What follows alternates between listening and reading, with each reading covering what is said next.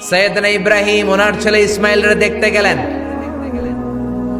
অনেক দিন পরে দেখতে গেলেন। ওই দিন বাড়িতে সাইয়েদনা ইসমাইল বাড়িতে নাই, বনে গিয়েছে শিকার করার জন্য। বাড়িতে সাইয়েদনা ইসমাইলের বিবি সাইয়েদনা ইব্রাহিম ঘরের দরজার বাইরে থেকে সালাম দিয়ে বললেন, আসসালামু আলাইকুম। ভেতর থেকে কর্কশ গলায় একটা মেয়ে সালামের উত্তর দিয়ে বলল, ওয়া আলাইকাস সালাম। গলার মধ্যে কোনো মায়া নাই, মহব্বত নাই। জিজ্ঞেস করলো সাইয়েদনা ইব্রাহিম, মা কেমন আছো? কাইফা হালুকি ইয়া উম্মি। মেয়েটা কয়, বেশি সুবিধার না। তোমাদের খাওয়া দাওয়া কেমন চলে? ভালো না। তোমার জামাই কই? বনে গেছে। এবার মেয়েটা বলতেছে, আমনে কেডা? সাইয়েদনা ইব্রাহিম বলে, আমি কে চিনবা না? ইদা জাআ যাওজুকা মিনাল গাবা, স্বামী যখন বন থেকে ফিরবে, ফাকরাই আলাইহিস সালাম, তোমার স্বামীর একটা সালাম দিবা। ওয়া মুরিহি আইগাইরা আতাবাতা বাবিহি, আর বলবা ঘরের দরজার চৌকাটটা যেন তোমার স্বামী পাল্টে দেয়। এই কথা বলে বুখারীর বর্ণনা। কিসের হাদিস? বুখারীর হাদিস। ইব্রাহিম চলে গেলেন। ইসমাইল আসার পরে বিবি বলতে আরম্ভ করছে, দুপুরবেলা একটা বুড়া আইছিল। বুড়া কে আইছিল? সাইয়েদনা ইসমাইল বলে, কোন বুড়া আসছে? কি বলছে? বিবি বলে, আপনারে সালাম বলছে। ওয়া আলাইকুমুস সালাম। আর কি বলেছে? আর বলছে ঘরের দরজার চৌকাট যেন আপনি পাল্টে ফেলেন। এই কথা বলার পরে সাইয়েদনা ইসমাইল চিৎকার দিয়ে বলে, ও কি করলি তুই? নিজের কপাল পুড়লি, নিজের কপালে নিজে কুড়াল মারলি। ও মিয়া, চোর বোঝে চোরের সিগনাল, পুলিশ বোঝে পুলিশের সিগনাল, নবী বোঝে নবীর সিগনাল। ঠিক কিনা? সাইয়েদনা ইব্রাহিম যা বলছে ইসমাইল আলাইহিস সালাম ধরে ফেলছে। ডেকে বললে, এটা বুড়া না, এটা তোর শ্বশুর। এইটা আমার বাবা ইব্রাহিম খলিল। আমার বাবা যা বলেছে, সিগন্যালটা তো গ্রিন সিগন্যাল না, এটা তো রেড সিগন্যাল। এটা তো বিপদ সংকেত। আমার বাবা যা বলেছে এর মানে হলো তোরে যেন আমি তালাক দেই। Get out, get out. I divorced you. তোরে তালাক দিয়ে দিলাম। বাবার খুশির জন্য তালাক দিয়ে দিস। আপনার আব্বাও যদি আপনার বউরে এমনি তালাক দিয়ে ফেলতে বলে, দিবেন নাকি? আবার দিয়া ফেলেন, দিয়েন না, মুসিবত আছে। আপনার বাবাও বাবা, সাইয়েদনা ইসমাইলের বাবা, ইব্রাহিমও বাবা। ঠিক কিনা? সাইয়েদনা ইব্রাহিম মন গড়া কথা বলতেন না, আকাশ থেকে ওহী আসলে বলতেন। এই জন্য আপনার বাবা যদি বলে বউরে তালাক দিয়েন না, খবরদার। বাবারেও বুঝাইবেন, বউরেও বুঝাইবেন। ঘরে সংলাপ করবেন, সমঝোতা করবেন। আমাকে দুই নেত্রী সংলাপ করে না তো কি হয়েছে, আমরা সংলাপ করব। ঠিক কিনা? ঘরে ঘরে আমরা সংলাপ শুরু করব। মিলাই দিবেন, হ্যাঁ, বুঝাই দিবেন। বাবারও বুঝাবেন, বউরেও বুঝাবেন। তালাক দেওয়ার ইসলামী যে সিস্টেম, এটাকেও মেনটেন করলে পৃথিবীতে কোনো তালাকই থাকবে না। ডিভোর্স রেট একেবারে কমে যাবে। এখন ঘরে ঘরে তালাক। ঠিক কিনা? তালাক দেওয়ার সিস্টেম হচ্ছে পঞ্চম স্টেপে যে তালাক, পঞ্চম ধাপে। প্রথম ধাপ হচ্ছে ফাইদুহুন্না। বউয়ের সাথে ঝগড়া হইলে ফাইদুহুন্না, বউরে কক্সবাজার বেড়াইতে নিয়ে যাও, বসুন্ধরায় শপিং করে দিবা, নানিরে লইয়া ঘুরতে যাবেন, যমুনা ফিউচার পার্কে নানিরে বেনারসি শাড়ি কিনা দিবেন, কসমেটিক্সের বক্স কিনা দিবেন। এই জন্য বললো ফাইদুহুন্না। বেপরদায় চললে ওয়াজ করবেন, নসিহত করবেন। এই জন্য বউয়ের সাথে যদি ঝগড়া হয় তালাক না, ইসলাম প্রথমে বলছে ফাইদুহুন্না, ওয়াজ করেন, বুঝান, ঘুরতে নিয়ে যান, শাড়ি কিনে দেন। এতেও যদি লাভ না হয়, ওয়াহজুরুহুন্না ফিল মাদাজি, বিছানা আলাদা করেন। বউ থাকবে এক ঘরে, আপনি থাকবেন আরেক ঘরে। হয়তো এই বিচ্ছেদের কারণে ভুল বোঝাবুঝি ভেঙে যাবে, স্ত্রী ফিরে আসবে। ঠিক কিনা? এতেও কাজ হয় না। তারপরে আল্লাহ বললেন ওয়াদ্রিবুহুন্না, এবার একটু শাসন করেন। ঘুরতে নিলেন, কাজ হয় না। শাড়ি কিনা দিলেন, কাজ হয় না। রোম আলাদা করলেন, এরপরও কাজ হয় না। এরপর ওয়াদ্রিবুহুন্না, শাসন করেন।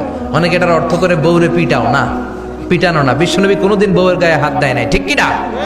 এই অদ্রিবুহুন্নার শাব্দিক অর্থ হলো পিটাও, কিন্তু পারিভাষিক অর্থ হলো স্ত্রীকে একটু শাসন করো। মুফাসসিররা এই আয়াতের তাফসীর করতে যে হয়রান হয়ে গেছে। অনেকে বলছে ছোট্ট কাঠি দিয়ে পিটাও, আর বলে এই কথা শোনো না কেন, দুইটা বাচ্চা হয়ে গেছে, 3টা সন্তান হয়েছে, এখন সংসার ভাঙতে চাও কেন? অনেক মুফাসসির বলে মেসওয়াক দিয়ে বাড়ি মারো আস্তে আস্তে। অনেক মুফাসসির কয় কোল বালিশ দিয়ে পিটাও, যাতে হাত পা না ভাঙে। ঠিক কিনা?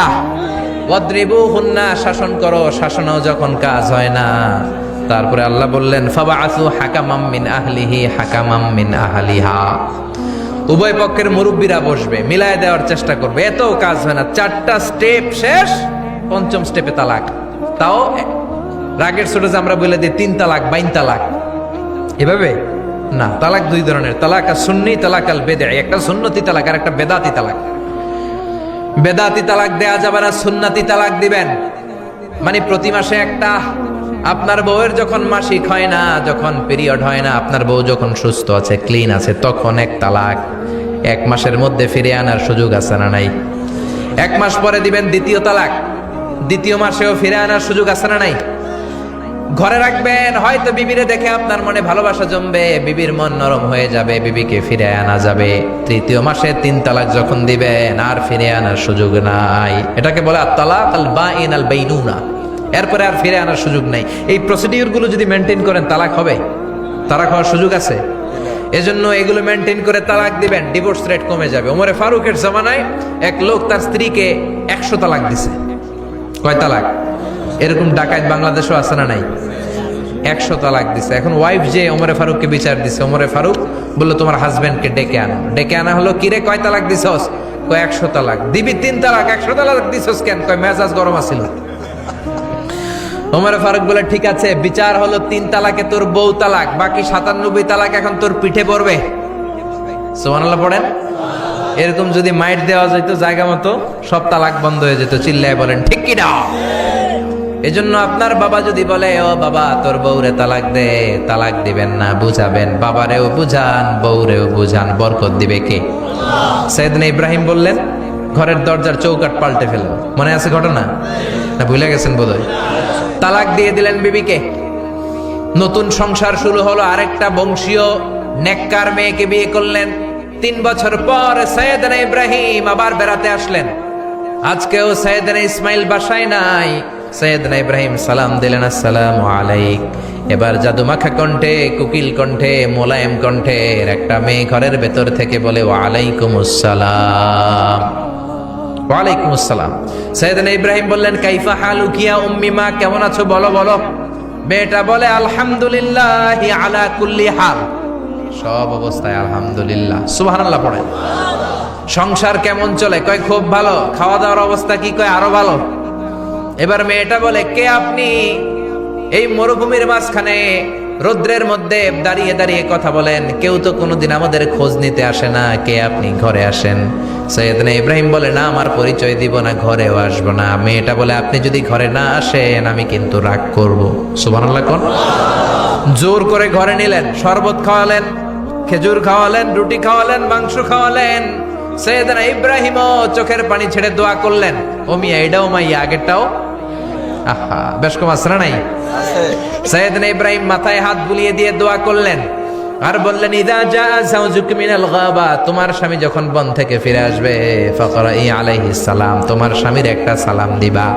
ওয়া মুরিহি আন ইউসবিতা আতাবাতা বাবিহি, আর বলবা ঘরের দরজার নতুন চৌকাঠ যেন জীবনেও না পাল্টায়। চলে গেলেন। ইসমাইল আসলেন। বিবি বলল নুরানি চেহারার এক আল্লাহর ওলির মতো মুরব্বী লোক আসছিল।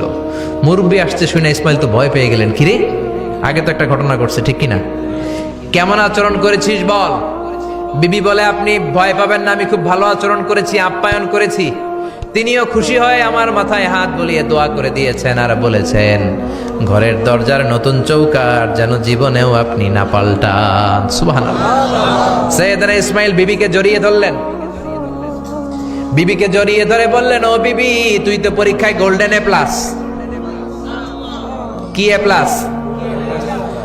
যেই মুরব্বী লোকটা এসেছিল সাধারণ কোনো মানুষ নয়, তোমার শ্বশুর আমার বাবা ইব্রাহিম খালিল। আমার বাবা যেই কথা বলে গিয়েছেন, যে ইঙ্গিত দিয়েছেন, এটা তো গ্রিন সিগন্যাল। আমার বাবা বলেছেন তোমার যেন কোনোদিন তালাক না দেই, তোমার যেন ছেড়ে না দেই। এই যে তোমার হাতটা দুনিয়ার বুকে ধরলাম, জান্নাতে যেন তোমার হাত ধরেই দুজনে জান্নাতে ঢুকে যায়। এজন্য বাবা মায়ের দোয়ার দরকার আছে না নাই? মায়ের দোয়ার চেয়ে বড় দোয়া আছে নাকি? জোরে বলেন।